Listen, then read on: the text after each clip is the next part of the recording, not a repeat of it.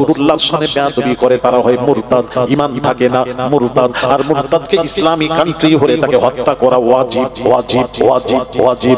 ইয়া রাসূলুল্লাহ আমাকে অনুমতি দিন, হত্যা করব। নবী বললেন ওমর রে, এখন ইসলাম পরিপূর্ণ হয়নি, দাঁড়াও গো ওমর, ও ওমর শান্ত হও, ওর বংশের একদল বের হবে।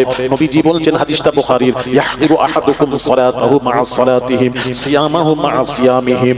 আল্লাহর নবী বলেন, তার উমরকে বলছেন, তাদের নামাজ দেখে তোমরা তোমাদের নামাজকে তুচ্ছ মনে করবে, তারা সব সময় মসজিদে নামাজ পড়তে থাকবে। তাদের রোজা দেখে তোমরা তোমাদের রোজাকে তুচ্ছ মনে করবে। বছরে 5 দিন হারাম রোজা রাখা সেই ছাড়া সব সময় রোজা অবস্থায় থাকবে। নবীজি বলেছেন আমরের দিক দিয়ে বেশি হবে। পরে দিয়ে নবী বললেন, হাদিসটা শুনুন, ইয়ামরুকুনা মিনাদ দ্বীনি কামা ইয়ামরুকুস সাহমু মিনার রামিয়া। নবীজি বলছেন, শিকারীর হাত থেকে তীর বের হয়ে গেলে ওই তীরটা ফিরে আসে না, এরাও দিন থেকে বেরিয়ে যাবে আর দিনে ফিরে আসবে না।